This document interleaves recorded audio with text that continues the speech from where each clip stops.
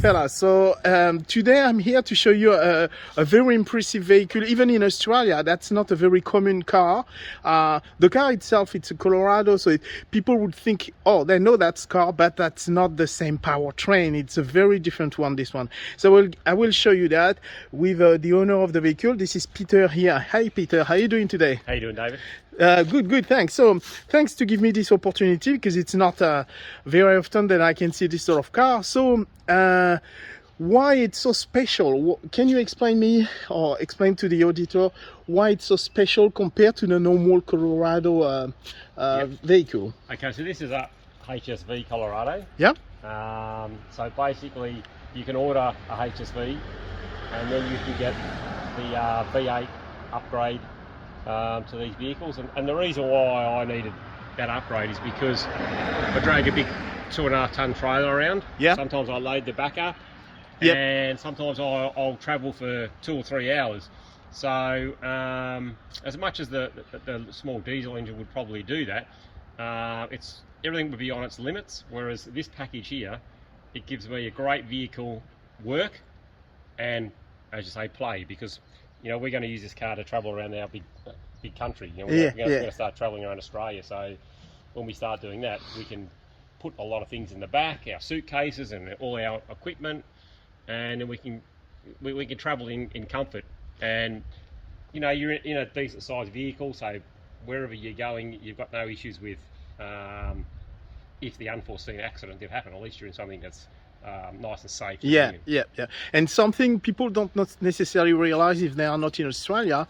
In Australia, as soon as you leave the major cities, the roads are not particularly good, and you can end up, if you're going in a backcountry area, the back road could be a bit rough, and having a vehicle with enough power to handle all situations, this is crucial, I guess. Yes, that's exactly right. Yeah, and even with my work, sometimes 70% of my work is within half an hour of my hometown, but sometimes I do need to travel an hour or two down some back roads, less used roads, so the quality of the road isn't quite as good. Yeah. So this vehicle comes in handy in those situations. Yeah. Especially if it's raining or if it's wet or something. Yeah, some properties, I work on a lot of properties. So sometimes when you're working on a farm or a property that's quite a large acreage, I need sometimes to drive across the grass to get to the tennis court. True. And having the four-wheel drive system in place, you might get there okay, but sometimes when you're leaving, you have a few issues, and this vehicle here is perfect for that situation. All right, so now we will do a little tour of the car, and you will tell me what you like specifically on the car and why. It's obvious it's a generous proportion. It's a nice car. I like the proportion. As we discussed before, this is not too big. As you can imagine, this sort of powertrain, people can go crazy with huge wheels, with a big arch, and at the end of the day, the car is not really usable anymore on the daily basis. This one stay reasonable, and this is the size of the normal Colorado, full stop, but much more powerful, so no doubt about that.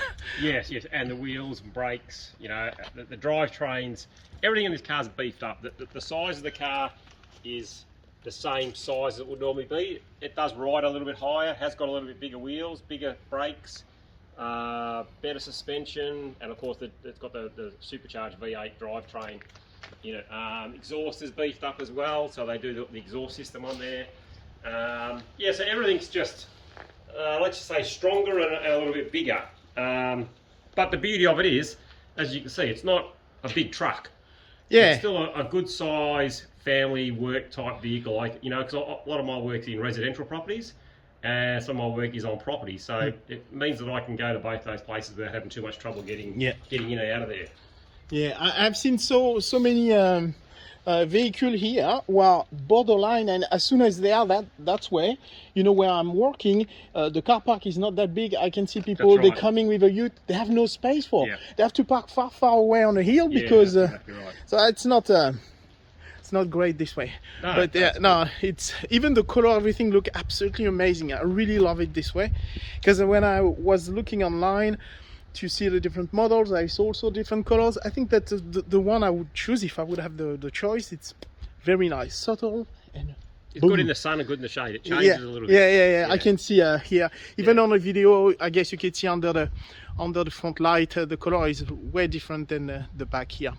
Yeah. All right, so what else we could talk about? So how did you end up to have this car? How did you find it? How did you manage to get it? Well, look, I'm a bit of a car enthusiast, so I love all motor vehicles. I just love. All right, so you said you're a car enthusiast?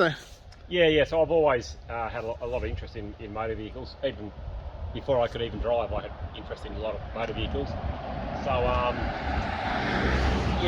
over time, when you like vehicles that are a little bit unusual, a little bit different than your everyday car, you tend to learn how to find these cars. Ways of finding them. So my old vehicle I used to have was a panel van, so that's like a ute with a canopy on it. I will put a picture now, so you will have an idea what I'm talking about for the French. So have a look. This is what he's talking about now. And so that was a very unique sort of a vehicle. There wasn't very many of them either, and I like that idea because you could have a canopy enclosed vehicle and you could still use it as a holiday vehicle as well.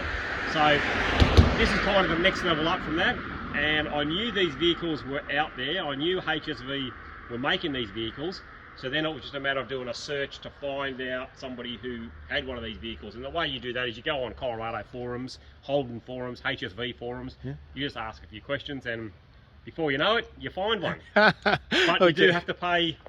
The excess. You have to pay a little bit extra for this sort of car. I guess. To give people an idea, to buy just a normal HSV Colorado, you'd be looking at around about $65,000. To buy one of these done, they're about $130,000. Yeah, that's what I saw. They're a lot more money. The upgrade, the supercharged V8 upgrade, is around $55,000.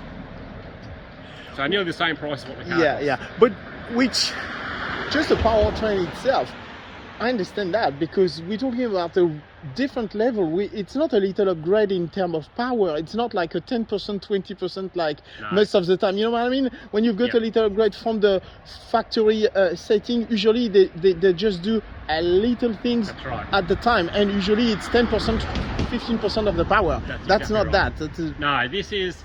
So we've gone from a 2.1 litre diesel to a 6.2 litre supercharged V8. Yeah, you will see, I will put on the screen here the information about the power. So if you want to do a pause now, you will see everything, and it's relevant to have a good look, because we're talking about a way different power line on power train on this one now, right? Yeah, correct. Yeah, that's right. Yeah. Even the transmission, brakes, as I said, everything's upgraded. It's not just an engine upgrade. Yeah. It's pretty much everything from the wheels right through the whole undercarriage is upgraded. Yeah, I think it's sort of coherent this way. You know, the power is relevant for the braking power you've got is relevant for the engine you've got, which makes sense, and you don't feel any disproportion with something too quick, too fast, too heavy with no brake, or you know. That's right. Yeah. So, yeah. Look, you just drive this car like a normal car. Yeah. It's not like it's anything that you need to be a skilled driver to drive. You just drive it as an everyday sort of a car, but the extras are there if you need them. Yeah, which, of course. Which in my case, I do need them for work, and when we start driving around the country, they'll come in handy for when we go a little bit off-road to look at some beautiful beaches and, you know, some mountains that we might decide to go and tour and look at. So yeah, of course. It's a really good all-round package for what I need. All right. Now, we will hear the engine later, because believe me, stay for the sound of the V8. This is something. I heard it the other day. It make it. You can feel it. You will maybe not feel it on a video, but physically you feel it when it's on. So I like also the front. It's also settled. I like the LED system included. Nice, not too you know, over the top. It's just it's neat. It just sits in there nice and neat. It's not hanging off the vehicle. Exactly. It looks like it's a part of the car. Yeah. No, that's gorgeous. All right. Now about so we talk about the powertrain. Can you show us the powertrain? Yeah. Can you open the bonnet for us? Thank you very much. So remember, guys, we are in Australia, so that's the other side of the road, right? Just to make it clear with everyone. Okay, so all right. Oh yeah. Okay, so remember V8 6.2 liters, if I'm right? Yes, supercharged. Supercharged. It's actually fits just, you know, even if the bay was, you know, quite big, it's just the size. It would not go bigger than that. And so, when they do this, you know, it's not just a big engine. Everything, like the air conditioning system, is bigger. yeah, it's beefy to support everything. Yeah, Battery, cold air intake, everything's bigger. Which is great. I like when it's done this way because, you know, things will not suffer from the extra power. So that's right. All right, so obviously this is very nice and clean, and when you've got a car like that, I guess you're quite careful with that because it's so nice. You want to keep it this way. Yeah, 100%. Yeah. All right, so now I'm pretty sure when my fellow French will see the powertrain, they will ask me hundreds of questions. So I will probably put a link underneath in the video, and you will see the detail online that I find, and you can have a look yourself. So have a look below the video on the YouTube. You should find the detail of the powertrain. All right, so this is the inside of front passenger seat. So remember, Frenchie, this is the other side of the road, right? So the steering wheel is over there. Yeah, sometimes I still have a question about that. People are, you know, they are confused about the position. For example, I've got a French car in Australia, and listen to this one, the Frenchie, that's not good. I've got a French car. To open the bonnet, you open it on the wrong side of the car because they keep it the way it is in Europe. Yes. You know what I mean? So I have to open it on the passenger side. That's right. Yes, that's exactly right. Yeah. So I like the inside as well here.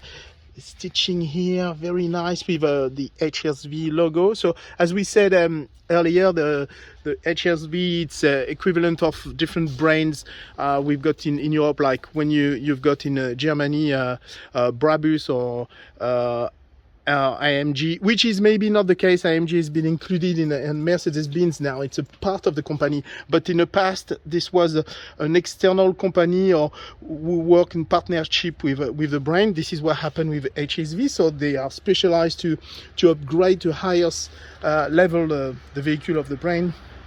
All right, so the back seat, very nice, and I like the fact the back seat are as nice as the front seat. Yes. And sometimes, you know, they do it cheaper for the back seat, but no, they look good. No, that's great. It's a nice interior. Yeah, they did a good job. Nice finish, bang bang, and it's still a 4x4. I don't like when the 4x4 go to be too precious to be used. Yeah, no. You know. Yeah. Look, I'm not saying that I'll head to the bush and head mud and go mud bashing. No. Because as you can see, I like my cars neat and clean. I don't abuse them. Yeah. Just because you've got the power and the type of car where you could, you know, hit the bush or mud or the beach. That's an option that you've got if you need it. But I'm, as you can see, I like keeping my cars neat and clean and tidy. I'm not. Me too. I don't like abusing them. Yeah, and I think it's good to know if you have to go somewhere, you're not scared of. Like, oh, I can't get through that, you know. That's right, yeah. And this is a good thing. You've got the power when it's necessary. You don't have to use it on a daily basis. No. All right, so I hope we'll provide you enough information about this car. And by the way, guys, I will start or a new YouTube channel or another option under YouTube. I already asked YouTube about that because it's a bit complicated to have a second channel, but it's on its way. If so, I will do a series of vehicle in Australia, not necessarily Australian vehicle. By the way, something for the French to understand, we're talking about a Chevrolet vehicle in the US, which is Holden in Australia, which is the same, has been absorbed at some stage, which is for you in England, I think it was Vauxhall, and in Germany and France it was Opel, and it's still Opel this day. So to give you an idea, so you could maybe find the equivalent basic vehicle, not this one, but the basic one under the Chevrolet or Opel in Europe. Are you ready? Yep.